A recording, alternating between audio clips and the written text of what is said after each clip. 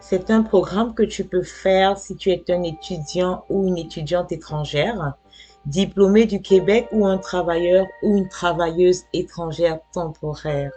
Le programme de l'expérience québécoise te permet d'obtenir un certificat de sélection du Québec si tu as pour objectif naturellement comme de t'établir de façon permanente au Canada. Ceci s'applique en réalité sous certaines conditions que tu dois absolument respecter à 100%. Ce programme en fait a deux volets. Le premier volet, ça va être avec les travailleurs étrangers. Le deuxième volet avec des diplômés du Québec. Pour information, depuis le 26 janvier 2021, toutes les demandes de sélection permanente dans le PEC se font sur la plateforme Arima en fait.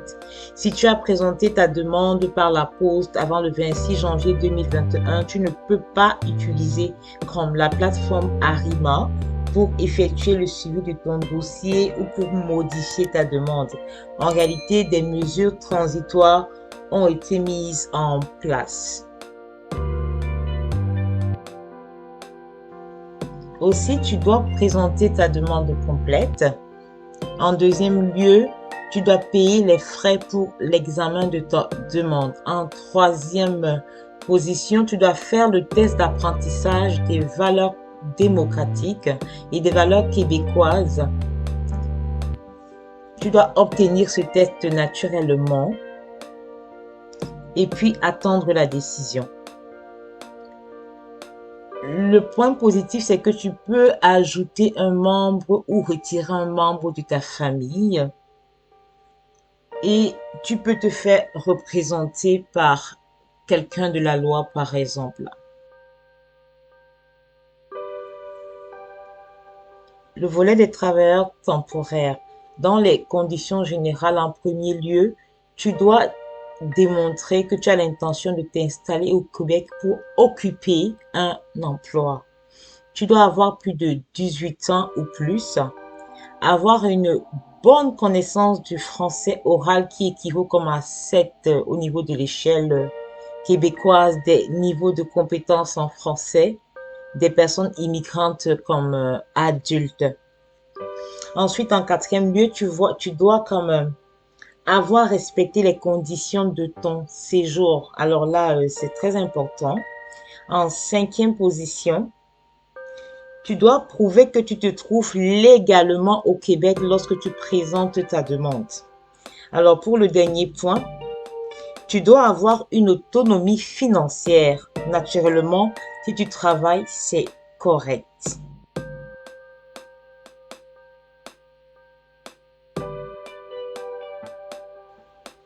Alors pour les conditions spécifiques à ce volet des travailleurs temporaires, tu dois être légalement au Québec comme travailleur ou travailleuse temporaire ou dans le cadre d'un échange comme de jeunesse par exemple, grâce à un permis vacances, travail, jeune professionnel, stage, COP international.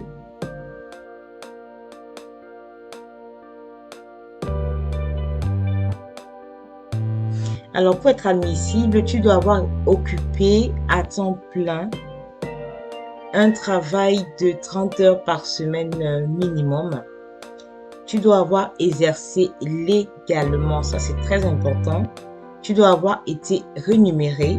Et aussi, un point qui vient d'être rajouté, c'est que tu peux exercer une profession dans la catégorie 0A ou B de la CNP. Je t'expliquerai cela plus tard. En réalité,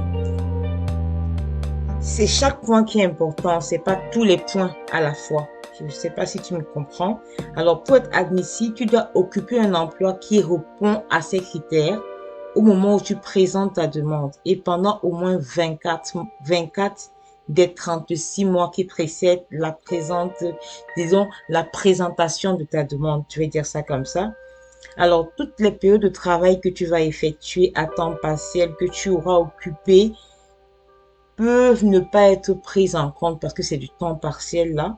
Donc, tu dois vraiment tout faire pour avoir le temps plein.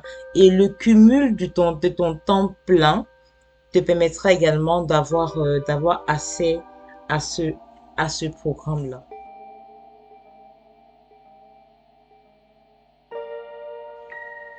Alors, en ce qui concerne les accompagnants, ils peuvent sous certaines conditions, c'est-à-dire ton épouse par exemple peut sous certaines conditions avoir accès à un permis ouvert ou un permis d'études.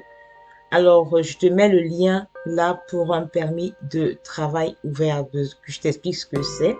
Si tu présentes une demande dans le volet des travailleurs étrangers, ta conjointe ou ton conjoint de fait n'a pas besoin de démontrer sa connaissance du français. Ça vient d'être changé aussi.